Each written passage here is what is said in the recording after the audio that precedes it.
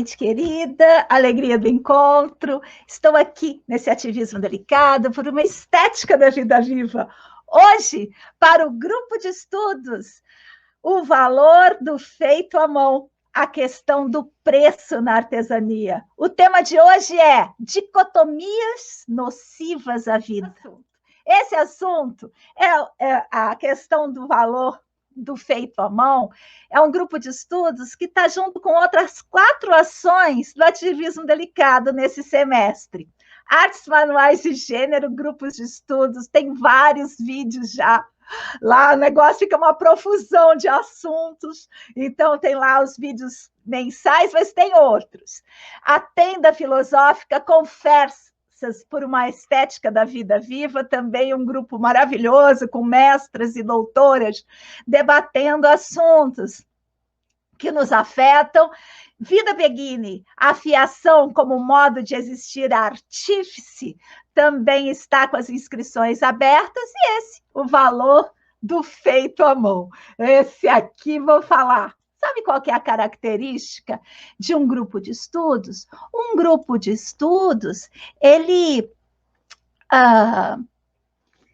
embasa as nossas pesquisas acadêmicas. Então, a gente pega o tema, aquele tema que é recorrente, aquele tema que está sempre em toda a turma, aquilo volta, e transforma num grupo de estudos. Aí a gente vai fazendo, tipo assim, um índice dos assuntos que a gente tem que aprofundar, né? Ampliar o conhecimento. Às vezes o grupo é só um disparador para nortear leituras. Às vezes o grupo até chega a aprofundar mais o assunto, né? Então, o grupo de estudos é isso, cada um tem uma qualidade diferente. O objetivo é a gente fazer, né, essa investigação junto ao valor do feito à mão, porque parece uma coisa boba, né? Surgiu quando meu marido trouxe um tapetinho feito de crochê, todo alegre, dizendo, olha, paguei só 30, aquilo me deu um quente.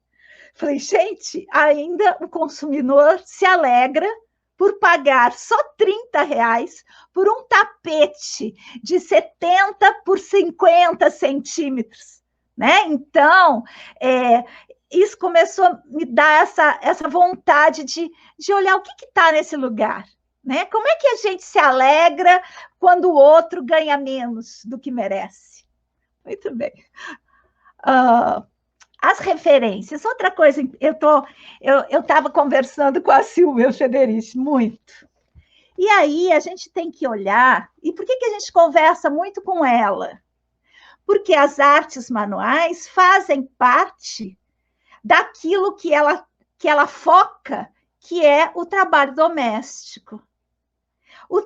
Quase toda a artesania desse fazer do feito à mão, ele entra na categoria de trabalho doméstico. Então, a gente conversa muito com a Silvia Federici, mas a vontade dela, o que ela quer para o trabalho doméstico, será que é a mesma que a gente?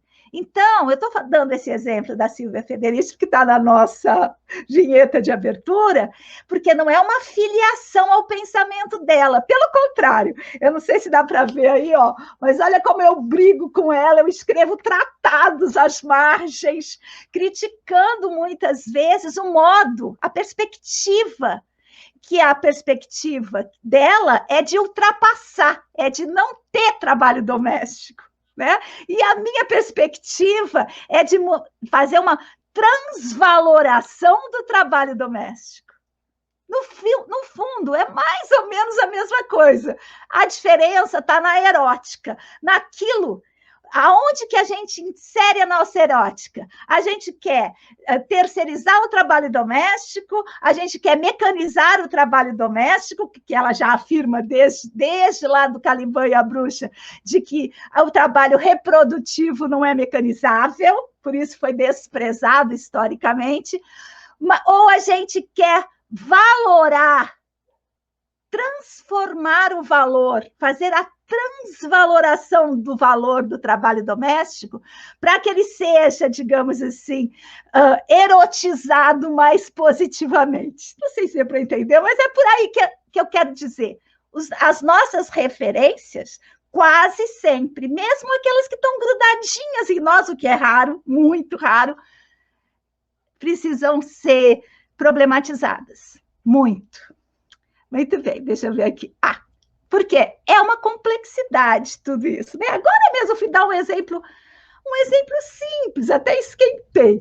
Um exemplo simples de como que a gente precisa abordar as nossas leituras, como que a gente precisa problematizar os conceitos, e vocês viram como é complexo. Por quê? Porque é isso que a gente está lidando. Imagina a questão das artesanias, das artes manuais. O valor, ela é uma questão imensa, complexa. A questão do preço é uma coisinha mínima do preço da artesania e, ao mesmo tempo, máxima. Olha lá, aquele pontinho vermelho de nada. Então, é muito complexo. A gente começa a olhar para uma coisa, já vê outra, já vê outra, já vê outra. E o bom do grupo de estudos é isso, né? A gente não está aqui para dar uma solução. E eu acho que essa questão de não dar uma solução é que afasta também muitas pessoas, que por causa do nome, o valor do feito à mão. Vou ser um aplicativo, uma tabela, onde eu vou colocar uns dados e vou ter o preço, e aí vou ter um preço que todo mundo vai querer comprar, que eu vou ser valorizada. E, na verdade, não é isso. Porque, além de tudo, o nosso grupo de estudos quer uma postura anticapitalística. Enfim, complicado, né, gente? Complicado demais. Mas a gente tem que olhar no olho desse desvalor, porque esse desvalor é um signo do desvalor da casa, do desvalor do feminino, do desvalor do trabalho necessário, do desvalor que vai esbarrar lá até mesmo no desvalor do cuidado. Por quê? Porque toda a arquitetura ocidental é escravagista, é aristocrática, né? Quer ser servida. Enfim, nossa, vou falar, deixa eu ver o que mais que eu preparei aqui. Vamos então para as dicotomias nocivas à vida. Até anotei. A gente fez o encontro que a gente faz a apresentação do projeto, decide os temas, está aqui também no canal, tá bem? Está na descrição, você vai acessar a playlist com tudo. Então, a gente tinha feito os seguintes apontamentos para essas dicotomias nocivas à vida. Ser alguém, era o título. Trabalho intelectual versus trabalho manual. Intelecto versus o braçal. E aí tem uma frase de uma das nossas participantes, que não está aqui conosco hoje, que é: artesania não é nada. Essa é a voz de uma artesã que escutou que era necessário ir, digamos assim, para a universidade, que o trabalho intelectual, sim, que ela era valorizado. Enfim, nossa questão é essa. Até já falei da ementa. Então, deixa eu chamar aqui, gente, as nossas queridas. Estão aqui. Lulessa Ventarola. Opa, deixa eu mudar isso aqui, está muito apertado. Lulessa Ventarola está lá em Coimbra, Portugal. E Daniela Leal está lá em Porto Alegre, Rio Grande do Sul. Como vocês chegam, queridas? Boa tarde, Nina, Lu, boa tarde todo mundo. Eu chego muito animada, assim, para poder botar um pouco de pimenta aí nessas reflexões, né? E aqui está um pouco frio, então é bom a gente esquentar. Eu até já esquentei. Meu óculos está até embaçado. Eu te ouvindo falar, já me deu um calor também, porque Até a minha mantinha das pernas. é impressionante, assim, como tudo ficou na cabeça, né? O ser humano é uma cabeça, né? E tudo que nos aproxima de uma vida de verdade, assim, uma vida que ela faz, é desvalorizado, né? Então, quando tu falou ali na frase, né, do artesania não vale nada, né? Eu me lembrei da nossa conversa no mês passado, em que uma das colegas falou isso, sobre ser alguém na vida, né? Então, assim, a pessoa que Ter trabalha... alguém na vida. Ter alguém na vida, mas o que é isso? Eu não sei, fico impressionada e muito... me sentindo muito chamada a ser uma pessoa que busca descobrir, né, por onde a gente vai conseguir sair dessa armadilha aí, né? Olha só, antes da Lu falar, eu quero trazer a voz lá da Cláudia, que é uma das pessoas que se inscreveu para acompanhar as gravações, né? E a Cláudia está falando da questão do desvalor. Ela diz assim: nesse desvalor também entra o nosso sentimento? Pergunta ela. É a tal da relação dicotômica, nociva, razão, sentimento.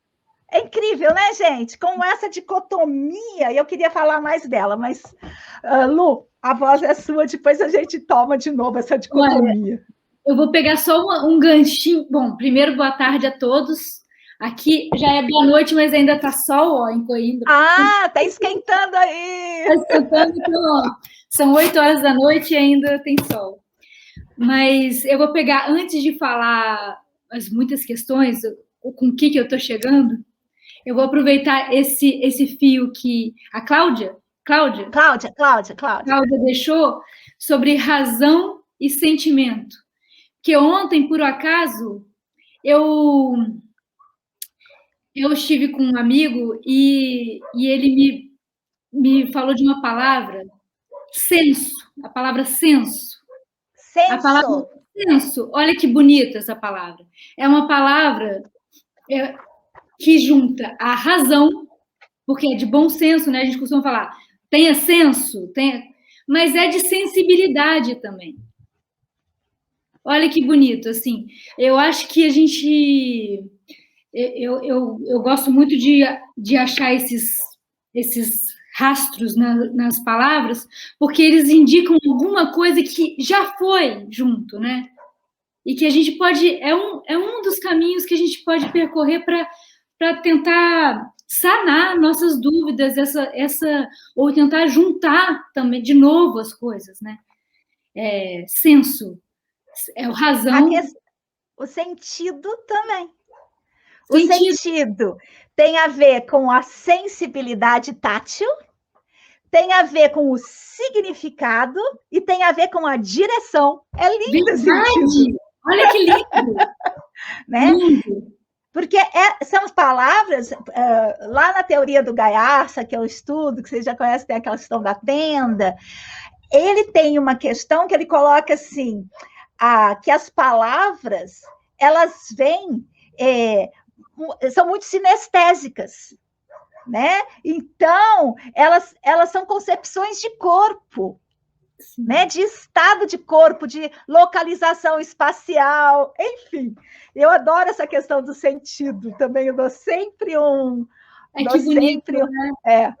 E o senso, eu não tinha pensado nisso ainda, mas tem a ver com a mesma coisa, né? Sim. O senso. Ou seja, tem a ver com essa relação do intelecto com a sensibilidade. Exato.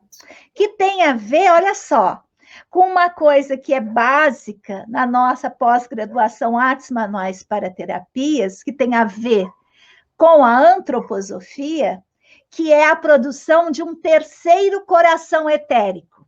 Vou traduzir, é um conceito até feio, né? Terceiro coração etérico.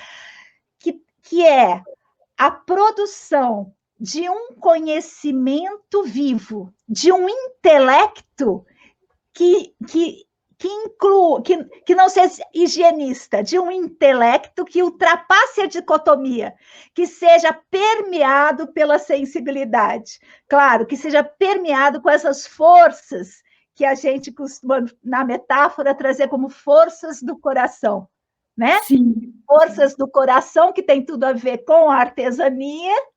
Por quê? Porque esses ramais do coração, né, que estão nas nossas mãos. Enfim. É lindo isso do coração. Eu acho que eu já falei uma vez em algum dos nossos encontros, mas eu acho que eu vou repetir que o pensamento, a palavra pensamento na língua chinesa é xian. O pensamento é feito. Esse aqui. O pensamento é esse aqui. O pensamento é feito desse radical aqui, que significa eu e o outro, mútuo, uma coisa mútua, e coração. Então, é um pouco isso. Assim, você pensa quando você estabelece uma relação com o outro, quando você vai ao outro, mas aquilo passa pelo seu coração. Isso é demais. É demais, assim, esse rastro da linguagem realmente pode nos ajudar muito. Gosto disso. Mas, assim... E o Ocidente, ele é constituído fora desse lugar. Sim. Ele é constituído na pirâmide, no império da razão, né? Que é o tema da nossa colocação aqui, hoje. A modernidade chegou com essa razão, né? O mundo moderno chegou com essa... Chegou colocando a razão acima de tudo. Então, eu lembro de um escritor francês que falava: o homem moderno vive para aposentar. Olha que coisa maluca. A gente vive, assim, as pessoas, a gente mesmo, eu tenho que juntar dinheiro para quando eu parar.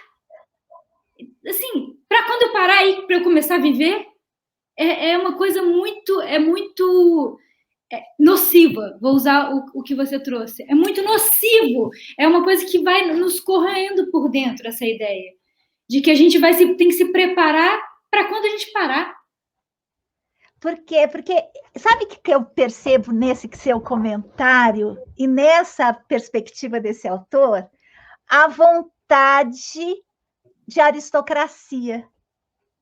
A vontade de você parar de trabalhar como se o trabalho não fosse uma coisa integrada à vida. E ele critica. Eu sei, estou sabendo que ele está criticando, mas aí é como se... E aí a gente tem aí uma questão de valor, né? Eu acho que a questão é axiológica o tempo todo quando a gente está lidando com essas questões de intelecto, razão, trabalho, lazer. Pode falar, Dani. Sim, agora ouvindo a Lu falar, assim, né, eu me lembrei dessa questão do ser alguém na vida, né, desde pequena a gente ouve, você tem que estudar para ser alguém na vida, né. Ontem eu estava assistindo uma vinheta, né, com uma reflexão sobre isso, assim, que as crianças, né, elas não são ensinadas a cuidar da casa, a ter uma tarefa, a ter uma utilidade na família, né? Elas são servidas, né? Elas acordam e elas têm a comida na mesa, a cama delas é arrumada, a roupa delas é lavada, os brinquedos são guardados, né? Então, a gente já começa a criar dessa maneira, né? As crianças. Então, na escola Waldorf é ótimo. Servidas e entretidas. Isso. Entretidas. Isso. Então, porque elas não são úteis. Sim. E começam a crescer e ouvir o seguinte: você tem que estudar. Não, mas você precisa ter funções, é isso, era a funcionalidade de cada um na casa e na família, né? Porque se eu tenho função e eu sou útil, né? E eu sei que se eu não fizer a minha tarefa, eu vou interferir em todo aquele grupo, né? Se eu sou responsável por lavar a roupa, por exemplo, e naquele dia eu não lavei, as pessoas vão ficar sem roupa limpa. né? Então, é um tipo de relação diferente, né? Que já vem, assim, né? Se estabelece, assim, muito sutilmente. E a questão, então, né? De ser alguém na vida... e de conseguir trabalhar para que o dinheiro trabalhe para você, né? Tem isso, né? O dinheiro trabalhar. Então, você tem que desenvolver algum tipo de negócio, de trabalho, onde que tu possa ficar, assim, tranquilo, porque trabalhar é feio, trabalhar não é digno, né? Eu tinha uma empresa, só para finalizar o raciocínio, eu tinha uma empresa e eu trabalhava assim, 15, 20 horas por dia, não tinha filhos, né? De segunda a segunda-feira. E quando eu me dei conta, né, dessa corrida dos ratos e que aquilo não tinha a ver com a minha natureza, estava deslocada, e eu parei, e eu ia no supermercado às 10 da manhã, que é um horário que só vai quem não trabalha, né? E quando eu comecei a trabalhar com artesania, fazendo brinquedos, no início eu sentia vergonha, porque era como se eu tivesse fracassado na vida. Eu era empresária, né, graduada em Direito, com 2 pós-graduações, e eu resolvi parar tudo, virar minha vida para fazer trabalhos manuais. Que vergonha! Eu demorei, assim, 1 ano para poder entender o que estava acontecendo. Isso é muito cruel. Preciso dizer isso, é muito cruel, sabe? Então, é isso que se cruel, mas é verdade. Cada esquina, né? A cada esquina. E aí a mulher,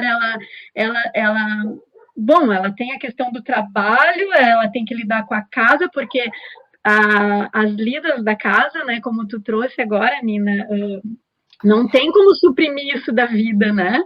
Terceirizar e bota embaixo do tapete porque é sujo. Mas né? tem como terceirizar, né? Pelo poder econômico. Sim. Pela subordinação do outro a lavar o seu banheiro. Sim. É isso. Sim. É a mentalidade classista, escravocrata, aristocrática. Todo mundo quer ser aristocrata, né? Ser servida. Eu acho que essa transformação ela é muito importante a gente pensar nisso. Bem. Sim. É por isso que é tão importante a gente discutir, nomear, né? Saber dar nome. Isso é difícil, é muito importante. Esse exercício de fazer o grupo de estudo nos permite uma condição de dizibilidade. Exatamente. Por exemplo, uma artesã que quer vir para o grupo de estudos para dar valor ao seu objeto, ela pode entrar num aplicativo e fazer isso. Mas quando ela aprende a pensar sobre isso, ela se fortalece. Sim. É diferente, é outro lugar, né? Quando ela consegue pensar sobre isso, sobre o que significa aquele signo que é o valor, né? R$349. O que significa isso? O que implica a complexidade, aquela bola, né, que eu coloquei lá da complexidade, daquele valor que ela está colocando. Quando ela consegue colocar isso numa perspectiva mínima, ela consegue ideias para produzir estratégias de valoração, que não são só o aplicativo que coloca o preço. Não é só isso, né? E essa condição de dizibilidade, isso é muito importante, porque é muito difícil falar daquilo onde a gente está inserido, né? Falar daquilo que a gente está mergulhado. Enfim. E aí entra o intelecto para auxiliar a manualidade, né? Sim. Entra o pensamento vivo, né? O intelecto, na estrutura da pessoa, ele é um apoio. Olha que interessante, ele é um apoio totalmente relacionado à sobrevivência, para criar estratégias, para nos assegurar de nos manter vivos. É nesse lugar que ele foi fundado, não é? Sim.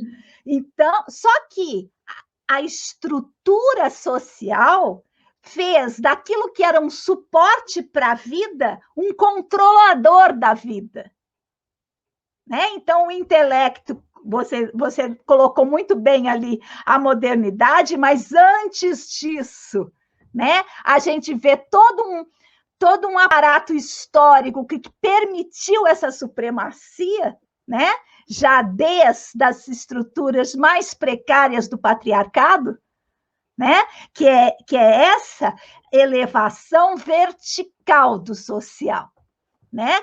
Primeiro através da força, e depois que a força, digamos assim, estava dominado do intelecto, né? Então, só essa primazia que é o problema, não é acabar com o intelecto, é colocá-lo no lugar dele, como apoio à vida, e não como ação anti-vida, nocivo à vida.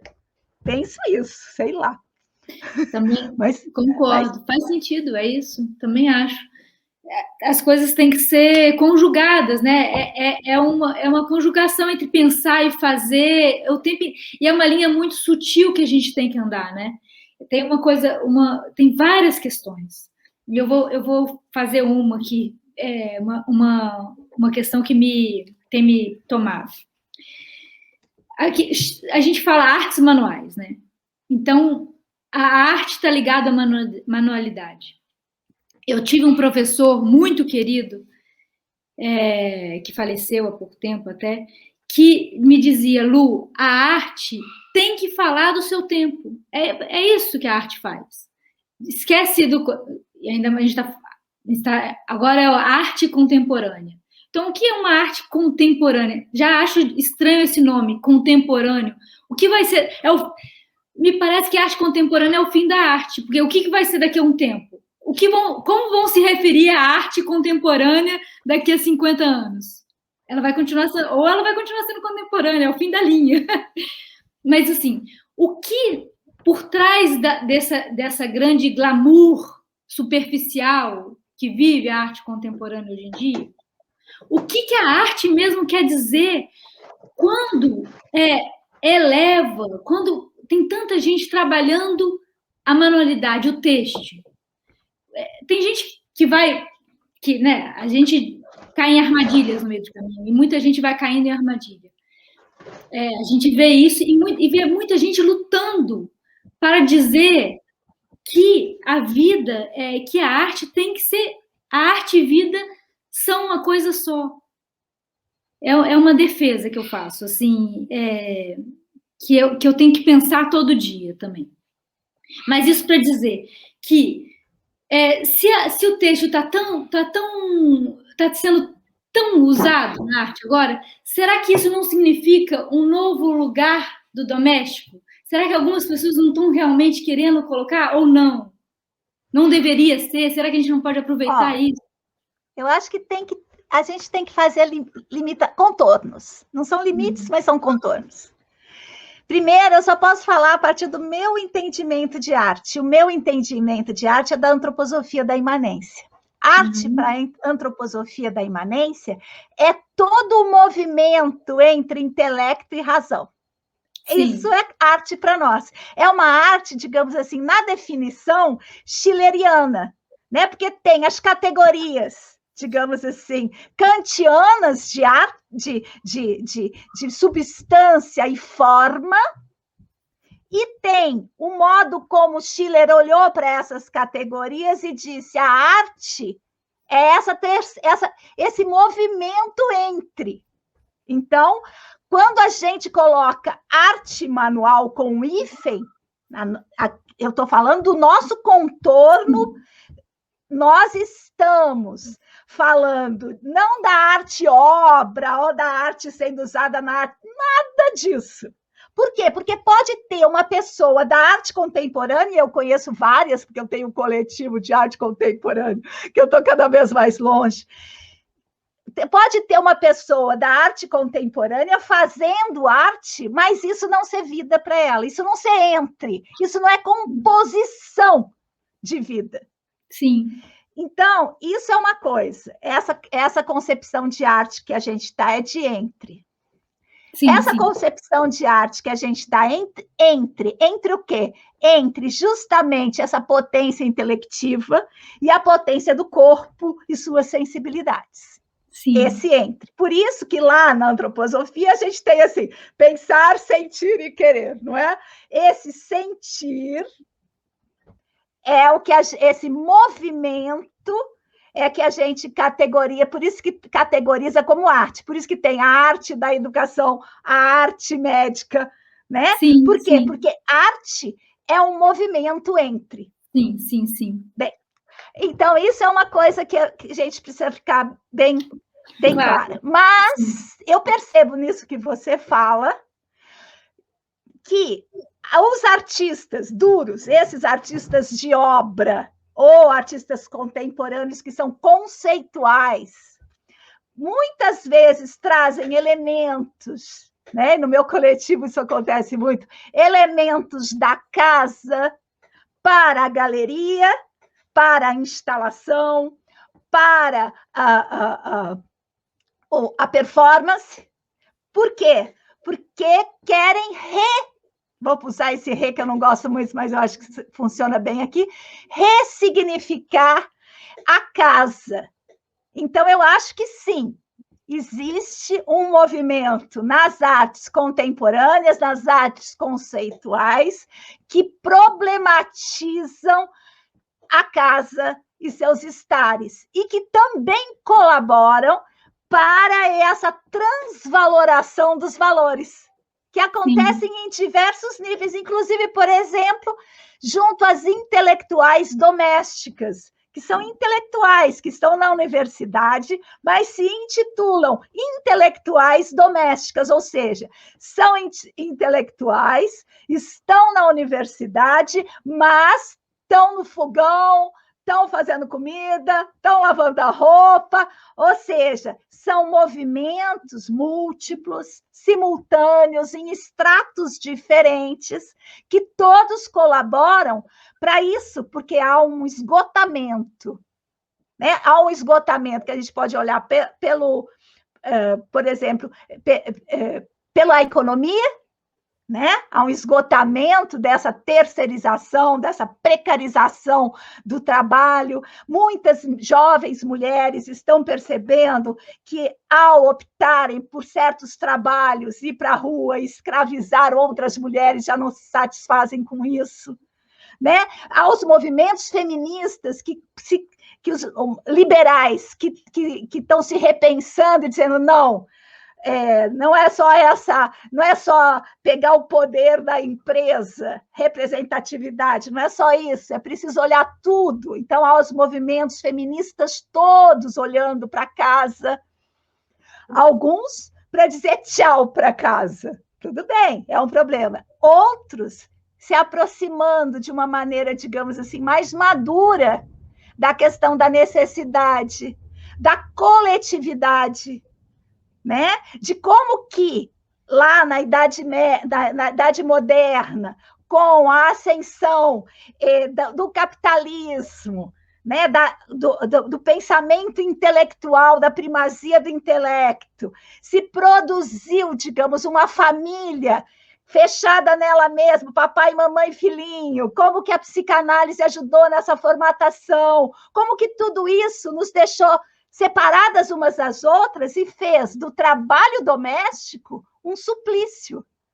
Porque o trabalho doméstico é uma ação coletiva. O trabalho doméstico não é uma ação de uma mulher. Uma tecelagem, uma fiação, não é algo que você faz sozinha, é algo que você faz coletivamente. Né? Até mesmo um bordado, depois da comida feita, é algo que você faz com o outro, conversando, trocando, falando, escutando causos. Enfim, toda essa vida coletiva, representada pelo comum, pela família, digamos, extensiva, foi ceifada pela primazia. Primeiro, a desqualificação do doméstico e a ascensão do intelectual.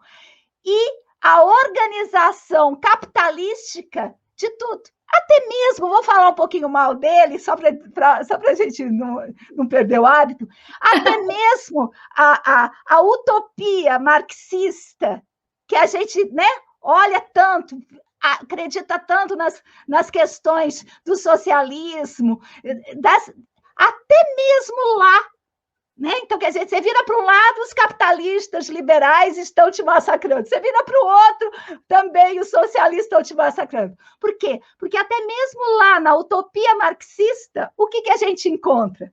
A gente encontra uma utopia onde todo o trabalho será feito por máquinas, ou seja, primazia do intelecto, da razão, do pensamento moderno, e nós, seres humanos, quem? Homens, né, gente? Nós, seres humanos, estaremos livres, só como andaremos as máquinas, estaremos livres do trabalho. Quando, né, um homem da era vitoriana, como Marx, como Freud, fala dessas coisas, eu já suspeito. Porque qual é a vontade da época?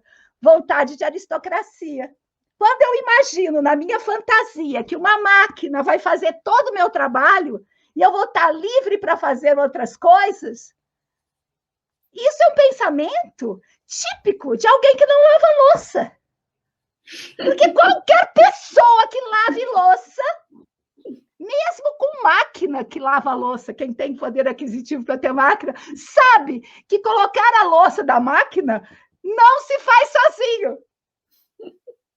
Né? Mesmo para quem tem máquina.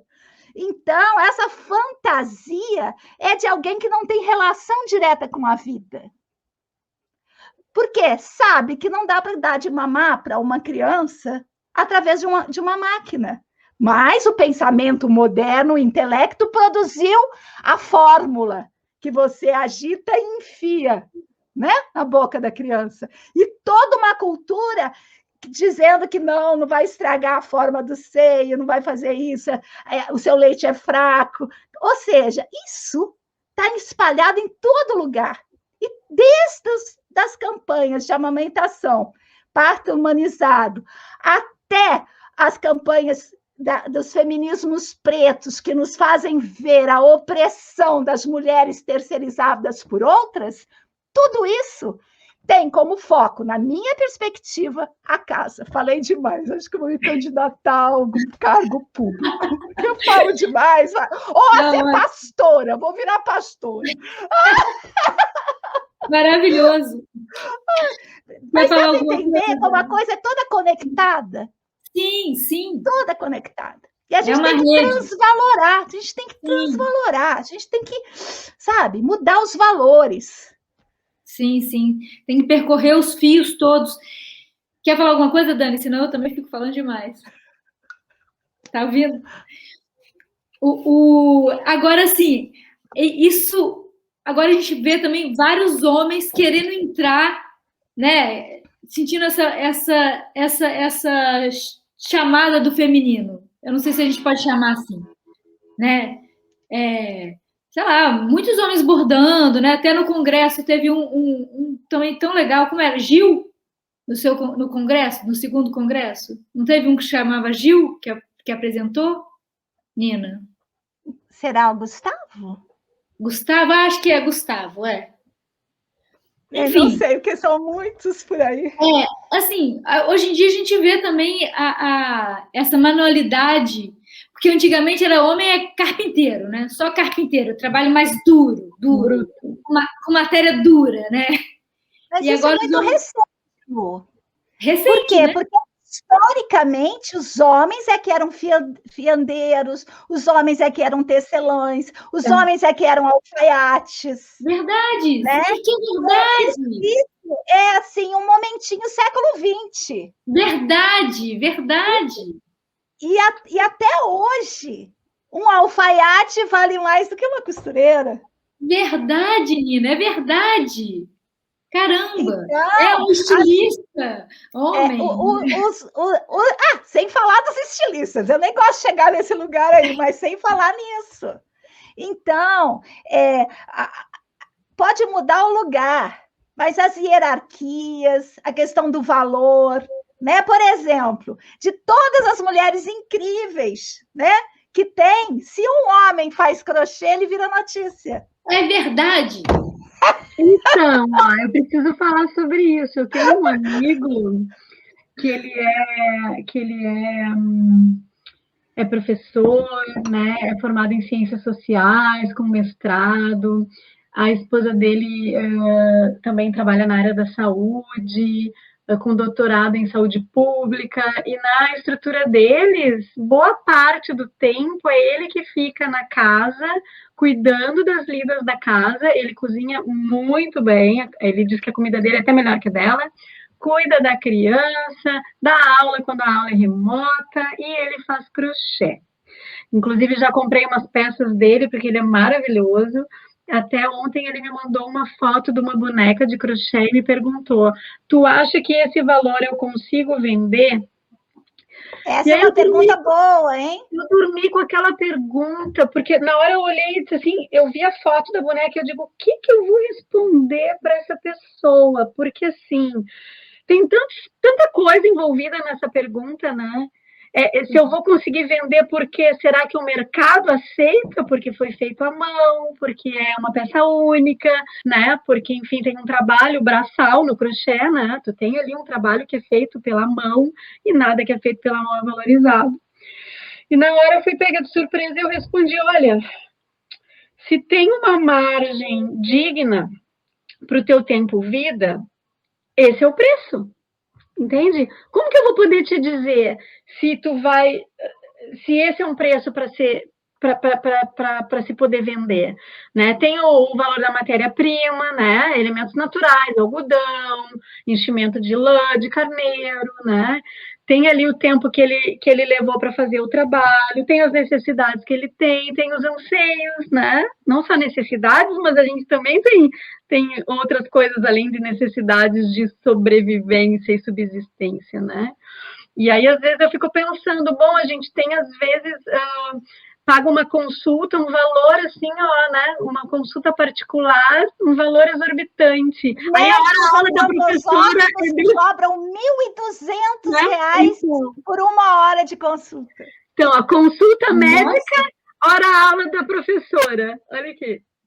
Entende? Consulta médica, hora a aula da professora, o valor do feito à mão. O valor do feito à mão, abaixo da terra. Então, assim, e uma pessoa, esse meu amigo, assim, engajado com causas bem bacanas, assim, porque ele já despertou para isso. Para o feminino que todo mundo tem em si, para essas qualidades do feminino e do masculino, independente, né, de gênero, e outras causas sociais, né? E maravilhoso uma pessoa fazendo crochê, isso aí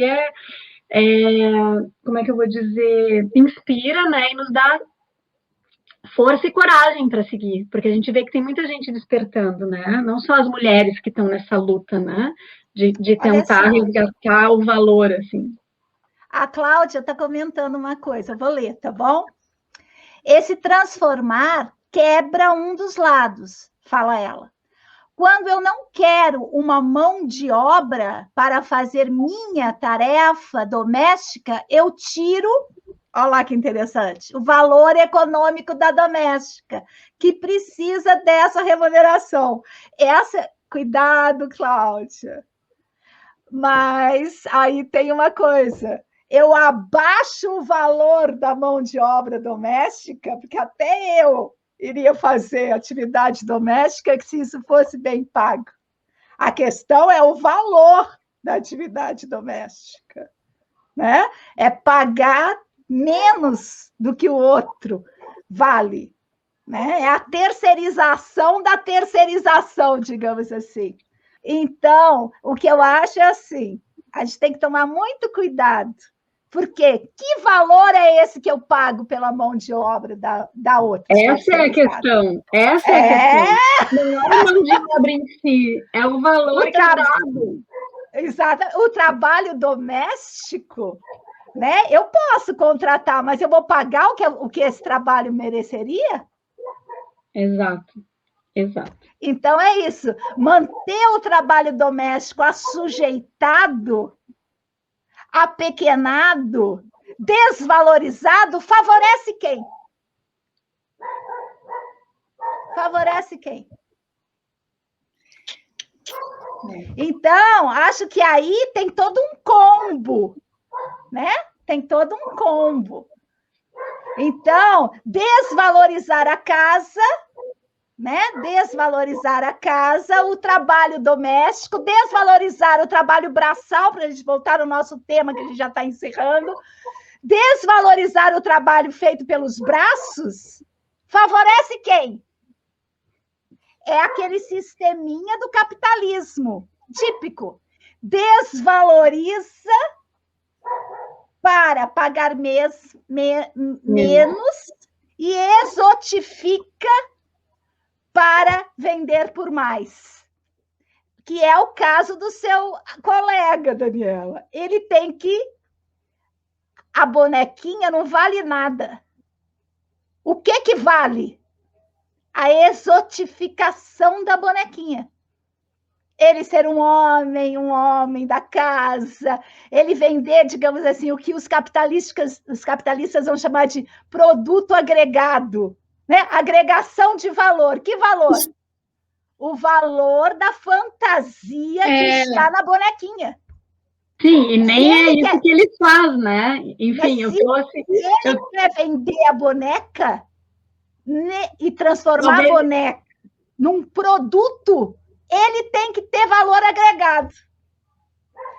Aí, ele faz todo esse mise-en-scène aí do mercado, e se ele realmente quer transformar as coisas, ele faz que nem a gente faz, as mulheres chilenas faziam as arpilheiras.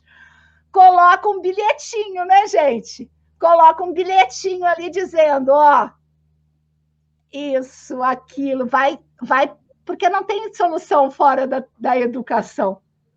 Sim, ele claro. Tem que angariar gente que vai chegar um dia, de novo voltamos lá na CSA, vai Sim. chegar um dia, eu vou apoiar a vida dele. Sim, mas essa é a questão. E não comprar o produto dele. Não independente dele ser homem, dele ser mulher, de ter um fetiche, de ter toda uma, né, enfim, porque como ele não, no caso, ele não se vale disso, ele está na mesma situação que qualquer outro artesão, entende? Porque, então, assim, esse recurso de criar uma história ancorada em toda essa tradição mas eu acho da uma sociedade... boa coisa, porque a gente precisa viver. Sim, mas isso é um absurdo, Nina. Enquanto a gente sobrevive, enquanto a gente vive daquilo que a gente escolheu, a gente vai... São caminhos paralelos, não são excludentes. Porque você está dentro de um sistema, o sistema funciona aí com essas coisas do Instagram, o sistema é esse midiático. Você entra nesse sistema, faz esse sistema funcionar e vai criando linha de fuga. Enquanto isso, você vai criando um outro mundo possível. Vai chegar uma hora que esse mundo não vai sustentar mais. Esse mundo para de sustentar a hora que acabar a energia elétrica. Pronto, eu fico tranquila, eu fico sempre tranquila. Não, tudo bem, deixa. Uma hora vai acabar a energia elétrica e toda essa torre de Babel vai por terra, né? E o crochêzinho vai continuar vivendo. Quando acabarem as conexões, assim, fico imaginando isso, satélites, acabar essa conexão, gente, que... A gente vai ter que lembrar, assim... Tem muita coisa aí. Bom, gente, acabou nosso tempo. Mas vamos uma rodadinha final, assim, para a gente concluir e vamos encerrando. Ai, foi bom, adorei, viu? Foi ótimo. Eu achei bom. Eu falo demais, né? Mas é que eu leio muito, estudo muito, encontro um ouvidinho, eu já fico nem aquelas velhotas, sabe? É muito bom. É muito bom. A gente... Eu vou encerrar com uma palavra, também com uma palavra, diálogo. Eu imaginava, assim, por alto, que o dia significava de dois. Mas dia é de distância. Distância? Uai, eu não aprendi isso, não. Me conta. Eu sempre bato muito no diálogo. Pois é, o diálogo, o dia é de distância, e o logos é pensamento, razão, né, amor. Então, tem essa distância entre os dois. É preciso ter essa distância da fala, esse confronto de pensamento, para a gente conseguir se atravessar, né? Se encontrar. Entendi. Então, é o dia da diferença. Tendo uma diferença, tem como a gente fazer uma composição. Se é tudo igual, não tem como. Sim. Eu gostei muito também. É da diferença mesmo, de lugar diferente, né? Você está num lugar diferente, aí é muito importante isso, porque você precisa, é como a manualidade faz, a gente tem necessidade de provar o nosso pensamento. Não adianta ele ficar só aqui. Como ele vai para o mundo, né? A gente vai provar com a mão, e é tão bom provar também, assim, na fala, com o outro. Muito obrigada. Muito bem. Dani, querida. Ai, Nina, eu adorei a gente conversar, confesso que... também gostei. Fiquei um pouco melancólica pensando no meteoro, aquele que não vem, mas já que a gente não pode continuar do meteoro, vamos ver o que a gente consegue. Eu não quero saber de meteoro, não. Eu adoro o tempo que a gente vive, eu adoro, por pior que esteja, estar aqui nessa produção de conhecimento, de poder olhar em perspectiva para a história, lá do Paleolítico, lá das primeiras filtragens. Eu adoro lá do Neolítico, lá não sei aonde, poder pensar, olha só, gente, tudo que a gente pode transformar daqui adiante, sabe? E eu acho que a gente colabora, através do nosso ativismo delicado, chinfrim, meia dúzia de pessoas nos vendo, a gente colabora para a transformação desse estado de coisas. Toda vez que a gente pensa, e eu acredito muito nisso, toda vez que a gente pensa que o nosso esforço de pensamento é construído, a gente está contaminando essa egrégora desse planetinha aqui. E, eu acredito muito e gosto desse lugar. Não quero saber de meteoro, não. Só se for para dar uma volta nele, porque também adoraria. A gente enfraquece, mas a gente não desiste. Chama, né? Chama acesa, sempre. Por menor que ela seja. Queridas, então é isso. Quero agradecer a Cláudia, que esteve aqui conosco na gravação. Tem mais alguém, mas também não falou, deixa eu ver. Não sei quem é, deve ser a Adriana. E aí a gente deixa todas as informações de acesso para as nossas, para corpo teórico, para tudo aqui na descrição, tá bom? Visite o nosso site, deixe comentários aqui que a gente responde depois. Um beijo grande, vou encerrar com a vinhetinha, deixa eu ver onde é que ela está. Pronto, beijinho, queridas, obrigada, viu? Adorei vê-las.